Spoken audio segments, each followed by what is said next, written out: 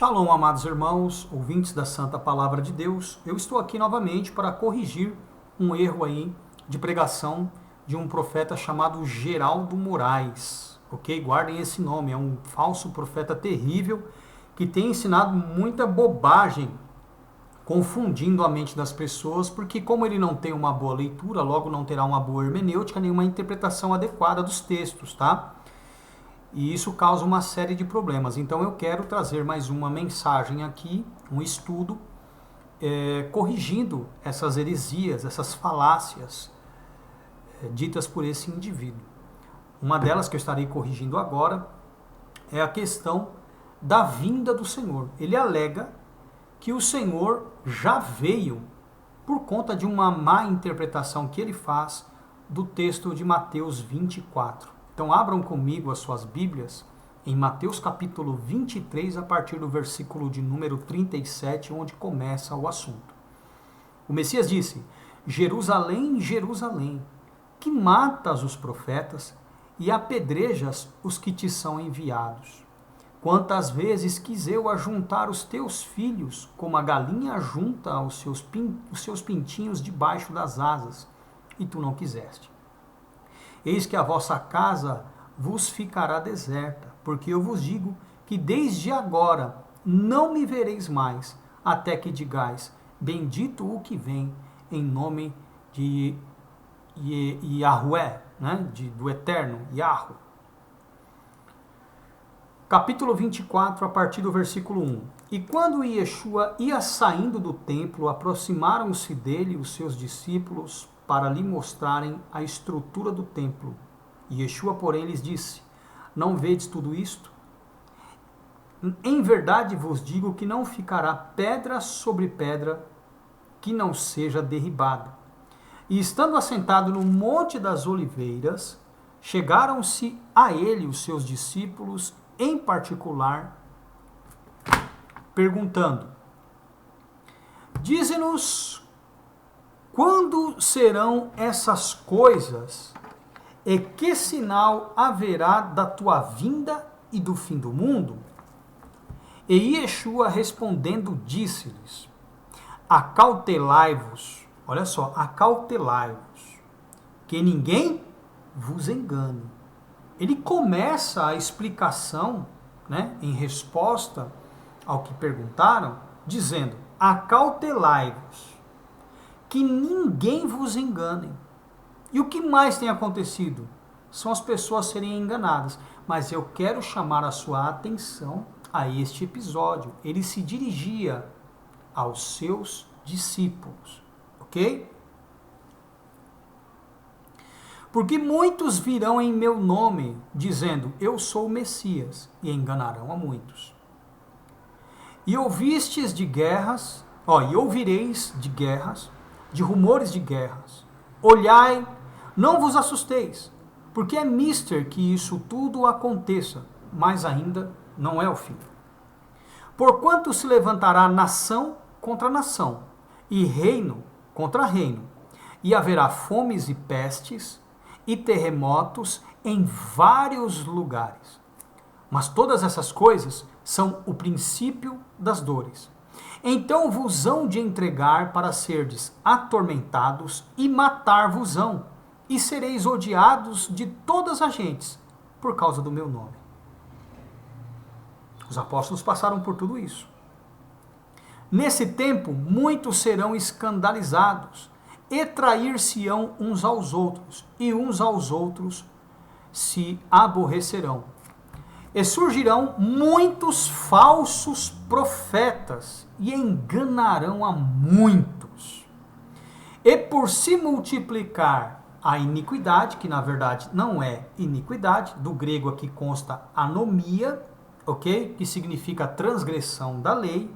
Então o que o Messias está dizendo aqui no original é, e por se multiplicar a transgressão da lei, ou seja, a transgressão da lei é o pecado, 1 João capítulo 3, versículo 4, o amor de muitos esfriará. Então, por se multiplicar a transgressão da lei, a prática do pecado, o amor de muitos se esfriará. 13. Mas aquele que perseverar até o fim o quê? Obediente à lei, será salvo. ou seja, em santidade, sem cometer o pecado. 14. Olha que interessante, e esse evangelho do reino, esse que eu estou ensinando, que eu estou pregando aqui, certo? Este evangelho do reino será pregado em todo o mundo. Que evangelho? Que preza pela prática dos mandamentos, em não transgredi-los, em não desobedecê-los, em não praticar o pecado. Este evangelho do reino será pregado em todo o mundo, que visa a obediência à lei e não a sua transgressão.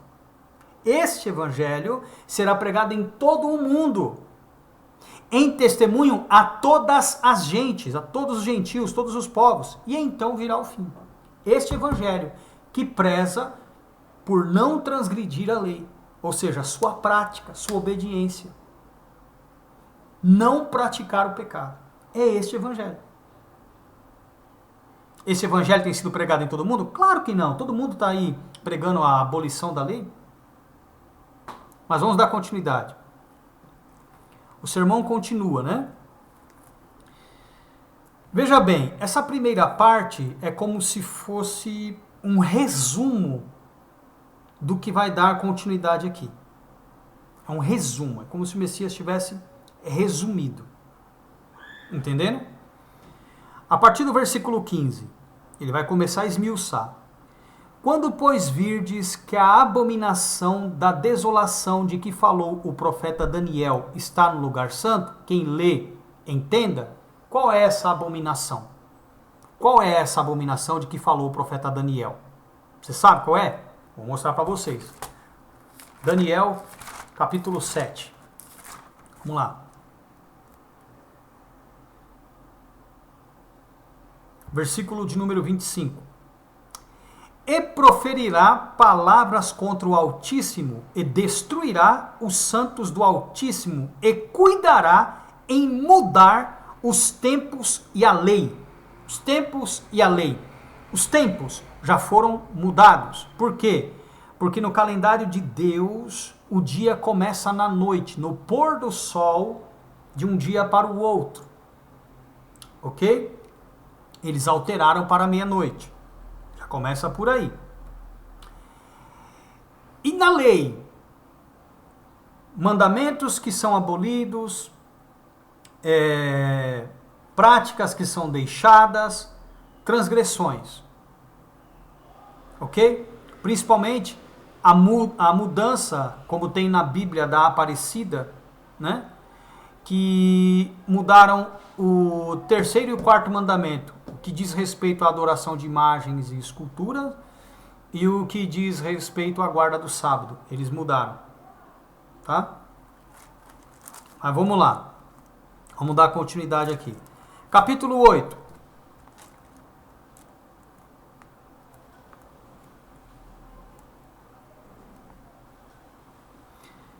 A partir do versículo 9.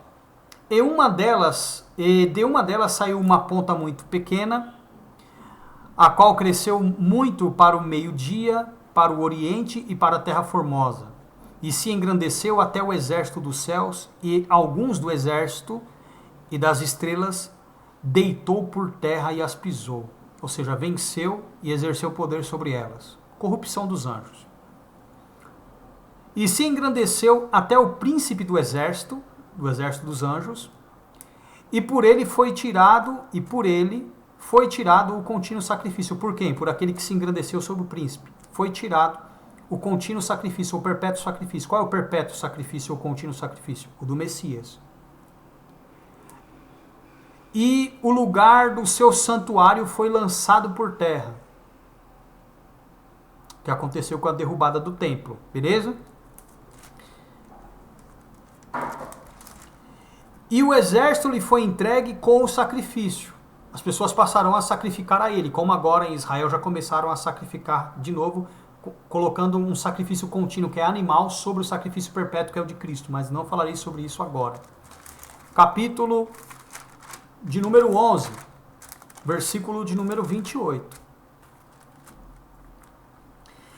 Então tornará para a sua terra com grande riqueza, e o seu coração será contra o santo concerto da aliança. e fará o que lhe aprouver, e tornará para a sua terra. No tempo determinado tornará a vir contra o sul, mas não será como da última vez, como foi na primeira. 30. Porque virão contra ele navios de Quitim, que lhe causarão tristeza, e voltará e se indignará contra o santo concerto, contra o concerto da lei, ele se indignará, certo? Então presta atenção no versículo 28. O seu coração será contra o santo concerto. Agora no versículo de número 30. Se indignará contra o santo concerto e fará como lhe apraz. E ainda voltará e atenderá, prestará assistência aos que tiverem desamparado, abandonado o santo concerto. É a esses que ele vai prestar auxílio, assistência. Então, o coração dele será contra o santo concerto, certo? Ele se indignará contra o santo concerto e ele atenderá somente aqueles que tiverem deixado, desamparado o santo concerto, que é o concerto da lei, que é o que nós temos visto hoje nas igrejas, certo? Quem que está lá com eles então? O anticristo. O espírito dele já está lá agindo. 31. E sairão a ele uns braços que profanarão o santuário. Esses braços, aqui o braço do Senhor não é o Messias, então esses braços que profanarão o santuário e a fortaleza, esses braços são os seus pregadores, que profanarão o templo, o santuário com heresias, com mentiras, com enganos. Tá? E tirarão o contínuo sacrifício. Qual é o contínuo sacrifício? O do Messias. Por quê? Se você desampara a lei, se você abandona a lei, o sacrifício do Messias, o sacrifício perpétuo de Cristo, contínuo, ele é para a transgressão da lei. Se você tira a lei, o sacrifício dele perde a serventia. Então eles, com isso, abolindo a lei, se retira o sacrifício do Messias, porque ele é desvalidado. Tá? Sairão a ele uns braços, que são pregadores dele, que profanarão o santuário com as suas heresias, né, e a fortaleza, e tirarão o contínuo, o perpétuo sacrifício que é o de Cristo, né, estabelecendo a abominação desoladora que o Messias falou, lá em Mateus 24, versículo 15, como nós acabamos de ler, tá? E aos violadores do concerto, que concerto da lei, os violadores, os transgressores, os pecadores, ele com lisonjas perverterá, mas o povo que conhece o seu Deus se esforçará e fará proezas. Então, olha que interessante isso, né? O coração dele será contra a lei, ele vai se indignar contra a lei, contra o santo concerto, ele vai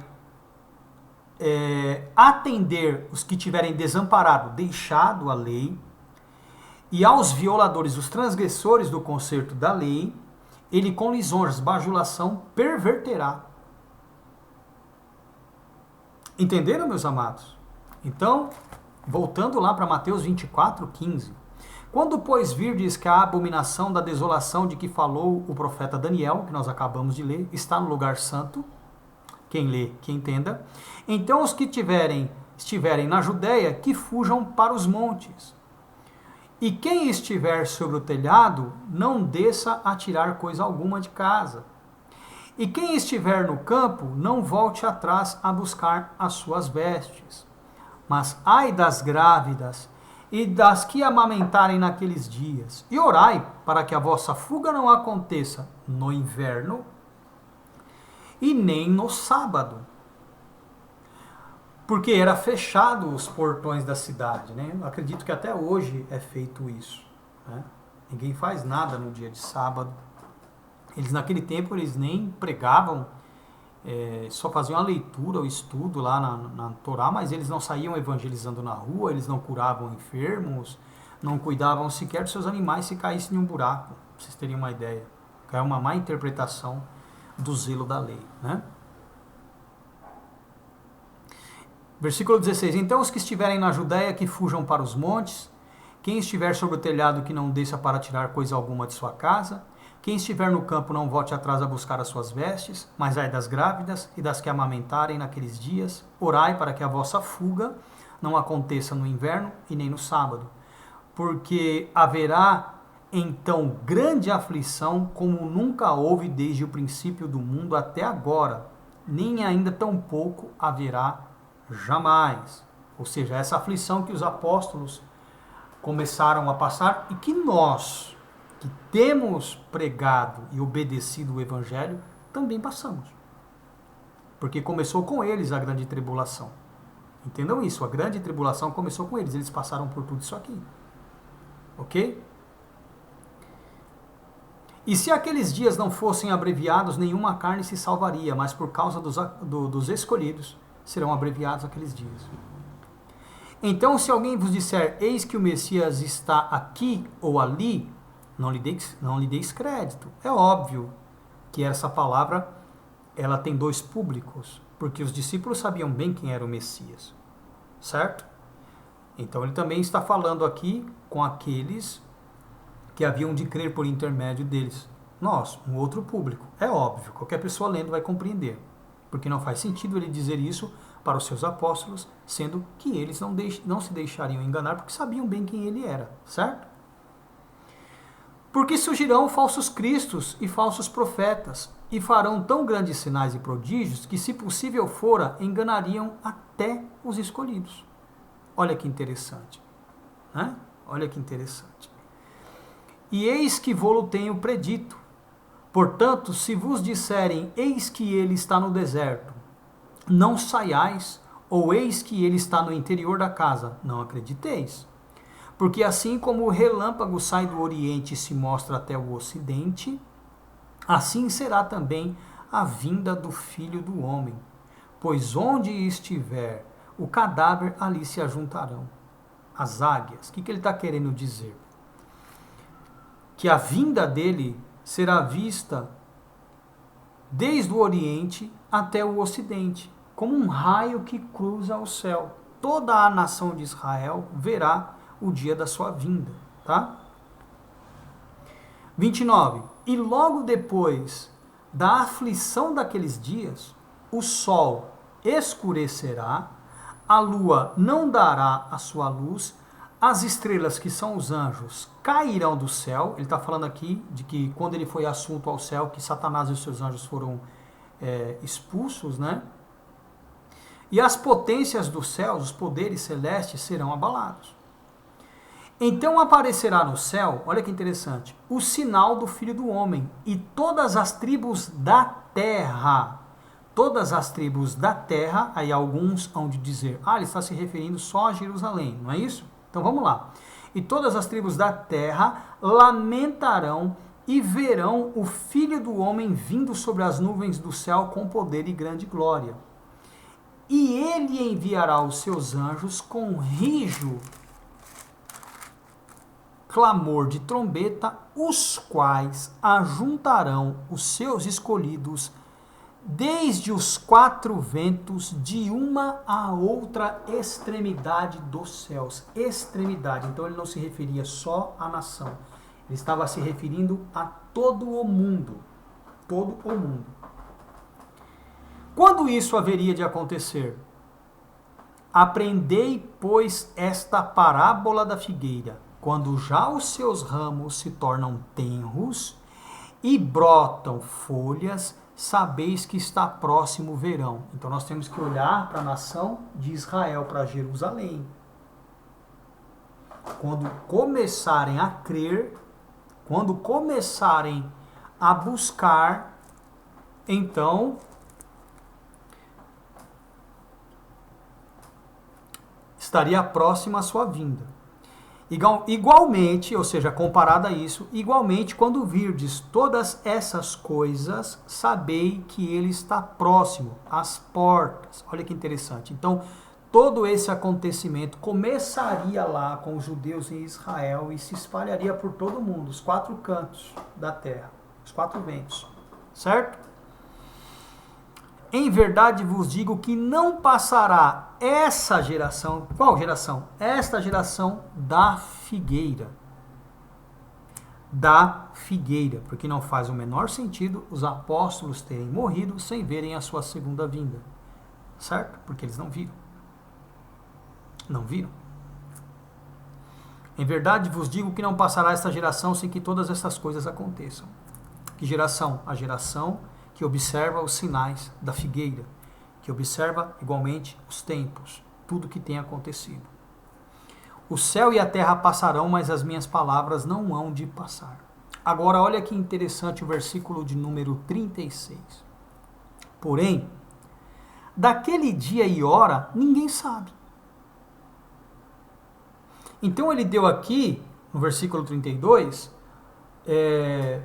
algo que aconteceria e ele não sabe quando, não sabia quando, certo?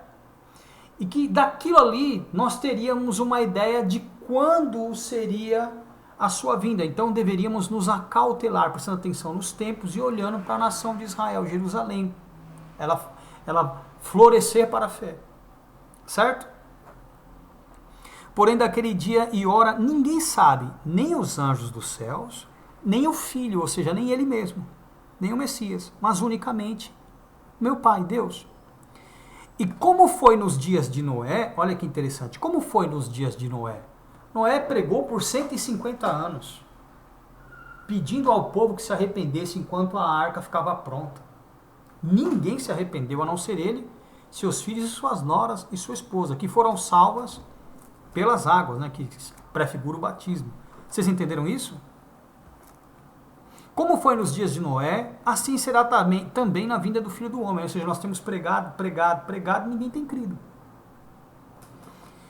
Porquanto, assim como nos dias anteriores ao dilúvio, comiam, bebiam, casavam e davam-se em casamento, até o dia em que Noé entrou na arca. E não o perceberam. Olha, não deram nem conta de que Noé entrou na arca. Até que veio, quando foi que eles foram perceber? Até que veio o dilúvio, o juízo. Aí já era tarde demais, Noé já tinha entrado. Noé estava pregando, vamos entrar. Até os animais se salvaram, mas não se salvaram aquelas pessoas que eram piores do que os animais. E não o perceberam até que veio o dilúvio e os levou a todos. Assim será também a vinda do Filho do Homem. Então, estando dois no campo, será levado um e deixado o outro. Para o quê? Para a destruição, para o juízo. Estando duas moendo no moinho, será levada uma e deixada a outra, para a destruição, para o juízo. Vigiai, pois, porque não sabeis a que hora há de vir o Filho do Homem. Há de vir o vosso Senhor. Ou seja, esse cara está alegando que o Messias já veio. Olha só, por isso que é ruim você ter uma leitura baseada em versículos isolados. Você não tem uma compreensão plena do texto. Você não tem uma compreensão plena. Vigiai, pois, porque não sabeis. Ou seja, nem o Messias sabia, e agora surge um boca aberta, enviado por Satanás, um falso profeta, soberbo, arrogante, presunçoso, prepotente, mas munido de uma simpatia, de um carisma tão divertido, gostoso de ouvir, que tem enganado um bocado de gente que tem comichão nos ouvidos. Um bocado de gente que não suporta a sã doutrina. Pois é. Mas considerai isto: se o pai de família soubesse a que vigília da noite havia de vir o ladrão, vigiaria, e não deixaria que fosse arrombada a sua casa. Por isso, estáis vós apercebidos também, porque o Filho do Homem há de vir a hora em que não penseis, no momento que você menos espera. 45. Quem é, pois, o servo fiel e prudente, que o Senhor constituiu sobre a sua casa para dar sustento a seu tempo? Ele está falando dos obreiros, dos pregadores da palavra. Quem é esse servo? 46. Bem-aventurado aquele servo que o Senhor, quando vier, o achar servindo assim. Em verdade vos digo que o porá sobre todos os seus bens. Porém, se aquele mau servo disser consigo, o meu senhor tarde virá, e começar a espancar os seus conservos, os seus irmãos, e a comer e beber com os bêbados, virá o senhor daquele servo num dia que não espera e a hora em que ele não sabe, e separá-lo-á, e destinará a sua parte com os hipócritas. Ali haverá pranto e ranger de dentes. Entenderam, meus amados irmãos? Entenderam, meus amados irmãos? Pois é. Isso tudo aqui, olha, começou a acontecer com os apóstolos e se espalhou o mundo afora até nós. Até nós. Então o Senhor virá onde? O Senhor virá onde? Em Israel, em Jerusalém. É lá que o Senhor vai vir. E nós? E nós? O que faremos? Vamos entender? Mateus, capítulo de número 25. A partir do versículo 1, a parábola das 10 virgens, né, ou das 10 noivas.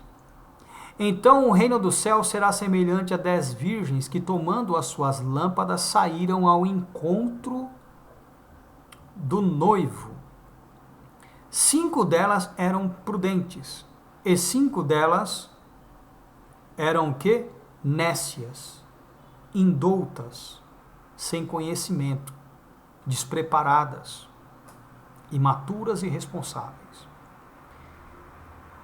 As nécias, tomando as suas lâmpadas, não levaram azeite consigo, mas as prudentes levaram azeite em suas vasilhas com as suas lâmpadas. E, tardando o esposo, o noivo, tosquenejaram todas e adormeceram. Certo? Adormeceram. Mas à meia-noite ouviu-se um clamor. Aí vem o esposo, saí-lhe ao encontro. Saí-lhe ao encontro. Olha que interessante. Saí-lhe ao encontro. Por quê? Ele viria para um lugar e elas sabiam onde deveriam encontrá-lo. Então tinha um ponto de encontro. Onde é esse ponto de encontro? Jerusalém, Israel, que é onde ele há de vir. Ok? E todo olho verá.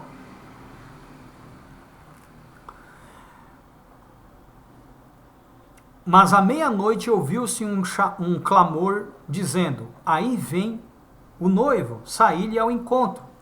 Então todas aquelas virgens se levantaram e prepararam suas lâmpadas. As nécias disseram às prudentes, dai-nos do vosso azeite, porque as nossas lâmpadas se apagam. Opa, o que é o azeite? O azeite, meus amados irmãos, é o conhecimento que mantém a fé acesa, a fé viva. Entendeu? E essa chama é a do Espírito. Mas as prudentes responderam dizendo, não seja acaso que nos falte a nós e a vós. Se nós repartirmos com você aquilo que nós temos, ou seja, não terá o suficiente nem para vocês e nem para a gente. Tomem cuidado com aqueles que roubam, né, que roubam o vosso entendimento. Não reparta o que você tem com os imprudentes. Entenderam? Se você tem sido negligente, ainda há tempo. Naquele dia não haverá mais tempo. Quem tem não poderá te dar, para que não aconteça que te dando, falte para ele. E um dia você vai buscar com aqueles que têm, mas que foram negligentes ao conhecimento que receberam. Eles te venderão. Mas será tarde demais, você não vai poder entrar. Preste atenção na leitura. Mas as prudentes responderam dizendo, não seja caso que nos falte a nós e a vós. Ide antes aos que vendem e comprai-o para vós. Quem são os que vendem? Os pregadores que não terão salvação, que conheceram a verdade, mas não praticaram, foram negligentes. Tem para vender, mas não tem para si e nem para garantir a salvação dos outros. Tomem cuidado, não adianta ter conhecimento. Não adianta ter conhecimento. Buscar o conhecimento quando não houver mais chance. Tomem cuidado com os falsos profetas, como esse Geraldo Moraes, por exemplo, é um deles, assim como tantos outros. E tendo elas ido comprá-lo, chegou o esposo, e as que estavam preparadas entraram com ele para as bodas, e fechou-se a porta. Lembra da arca? Lembra da arca? Entraram na arca, fechou a arca e veio o dilúvio. A mesma coisa. Versículo de número 11. Depois chegaram também as outras virgens, dizendo: Senhor, Senhor, abre-nos a porta. E ele respondeu, respondendo disse: Em verdade vos digo que não vos conheço. Vigiai, pois, porque não sabeis o dia e nem a hora em que o Filho do Homem há de vir. Se o próprio Messias está dizendo que ele não sabia, nem os anjos sabiam, somente o Pai. E agora ele está advertindo pela segunda vez, para nós vigiarmos, porque nós não sabemos a que hora ele há de vir. Certo? Quem é esse Geraldo Moraes para dizer que o Senhor já veio? Da onde ele tirou essa ideia? Quando a pessoa não tem uma boa leitura, não tem uma boa gramática, não sabe interpretar o texto da maneira correta, não sabe usar a hermenêutica e a exegese como ferramentas para uma interpretação correta, ela vai interpretar de modo pessoal, o que não vai casar com a informação trazida pelo Messias e nem pelos apóstolos. Toda essa interpretação é baseada em versículos isolados, sem ter um contexto para embasá-la. Aí essa interpretação leva um monte de gente à condenação, fazendo com que as mesmas creiam na mentira, movidas pela simpatia, movidas pelo carisma do indivíduo. E assim os falsos profetas introduzem nas pessoas as mentiras, as heresias. E as pessoas se deixam levar, as pessoas se deixam enganar, as pessoas se perdem.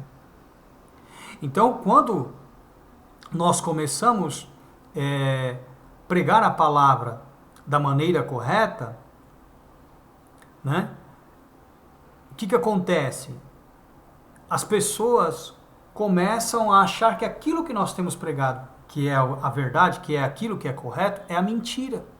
Porque elas pegaram tanto amor, depositaram tanta fé, desenvolveram tanto apreço pelo engano, pela mentira, que quando a verdade vem, é por eles negligenciado. É por eles negligenciado. Ó.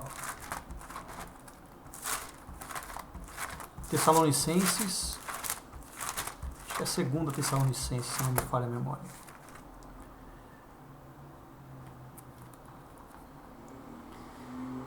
A partir do versículo, capítulo 2, a partir do versículo 7 de 2 Tessalonicenses.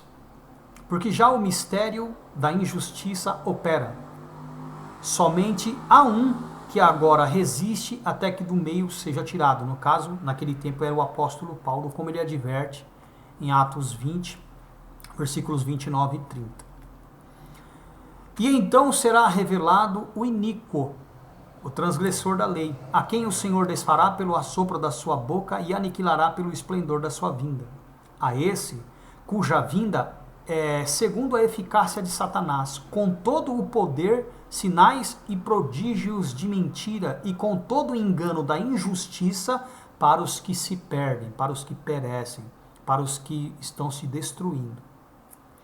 Porque não receberam o amor da verdade para se salvarem. 11. Por isso Deus lhes entregará a operação do erro, para que creiam na mentira. Que é o que tem acontecido com esses caras. Essas pessoas que se deixam influenciar pelos falsos profetas são pessoas que não amam a verdade. não amam a verdade. Porque se amassem quando nós a pregássemos, eles acreditariam. 2 Timóteo, capítulo 4. A partir do versículo 2. Paulo diz a Timóteo: que pregues a palavra, instes, insistas, a tempo e fora de tempo, redarguas, oponha-se, repreendas, corrija, exortes, persuada, com toda a longanimidade e doutrina. Porque virá tempo em que não suportarão a sã doutrina, mas tendo comichão nos ouvidos, ou o desejo de ouvir coisas agradáveis, amontoarão para si doutores conforme as suas próprias concupiscências, e desviarão os ouvidos da verdade, voltando às fábulas. Ou seja, voltando ao conto da carochinha, a essas interpretações pessoais, essas heresias que são pregadas aí nas igrejas. Logo, meus amados irmãos, tomem cuidado com esse falso profeta. Toma cuidado. Por quê? Porque ele tem se aproveitado daqueles que estão se desviando do erro. Pessoas que ainda não têm conhecimento suficiente, pessoas que são nécias, né? Pessoas que ainda são incautas, indoutas, pessoas que não adquiriram a estatura do Senhor e por isso são facilmente persuadidas ao erro.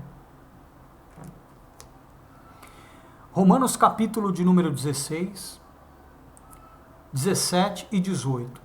Rogo-vos, irmãos, que noteis os que promovem dissensões e escândalos contra a doutrina que aprendestes, desviai-vos deles.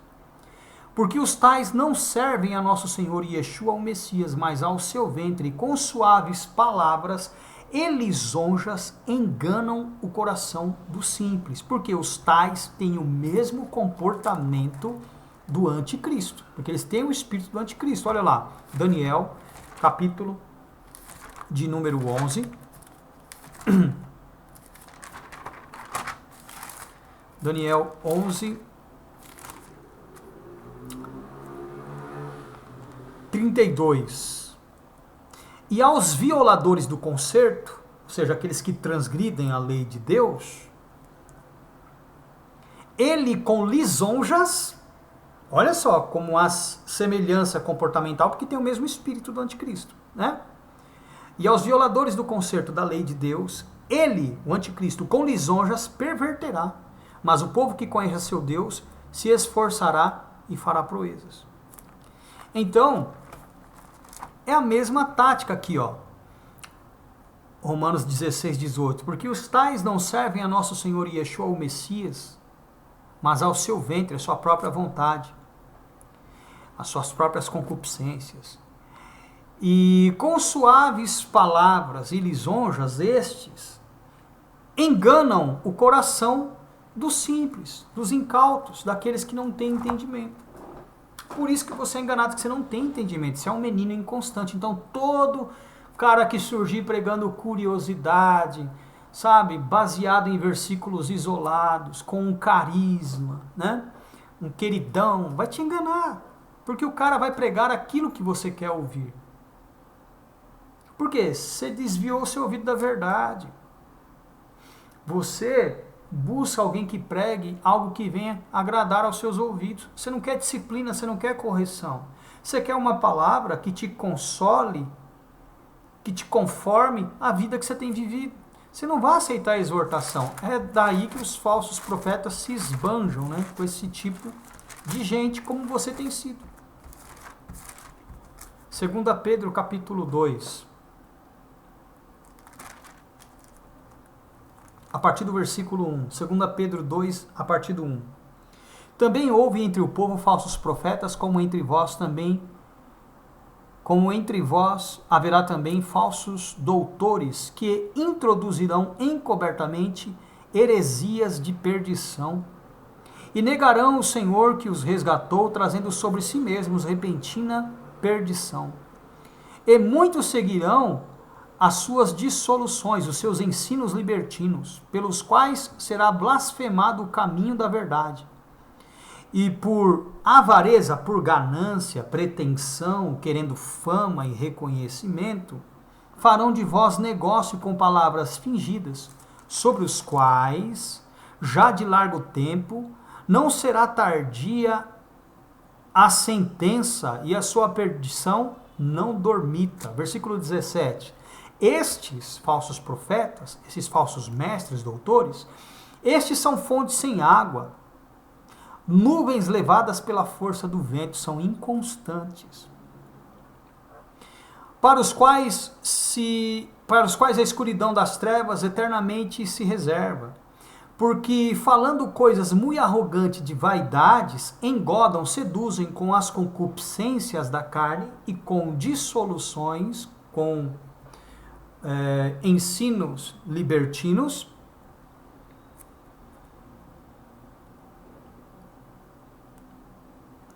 aqueles que se estavam afastando dos que andam no erro, prometendo-lhes liberdade, sendo eles mesmos escravos ou servos da corrupção. Porque de quem alguém é vencido, do tal faça também servo, escravo. Porquanto, se depois de terem escapado das corrupções do mundo, pelo conhecimento do Senhor e Salvador Yeshua, o Messias, forem outra vez envolvidos nelas e vencidos, tornou-se-lhes o último estado pior do que o primeiro. Porque melhor lhes fora não conhecerem o caminho da justiça do que, conhecendo-o, desviarem-se do santo mandamento que lhes fora dado. Entenderam, meus amados?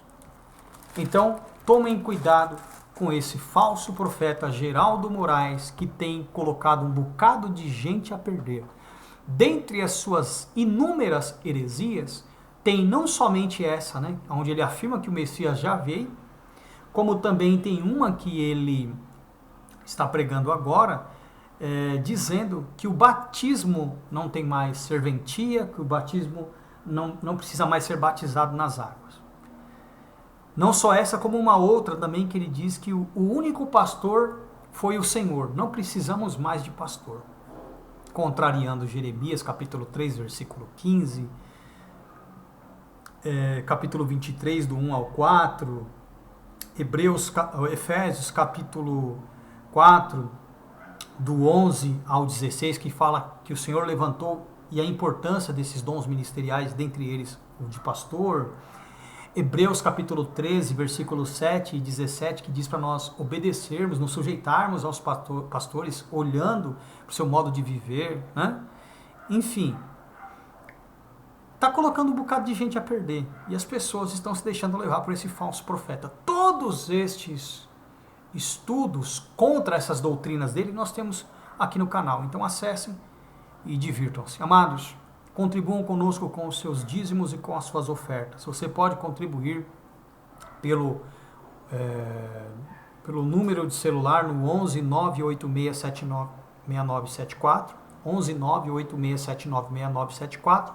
Você pode contribuir também pelo CPF no 185 183 398 63, 185 183 398 63. Que Deus abençoe todos vocês, fiquem na paz, eu espero que vocês tenham entendido a mensagem. Shalom.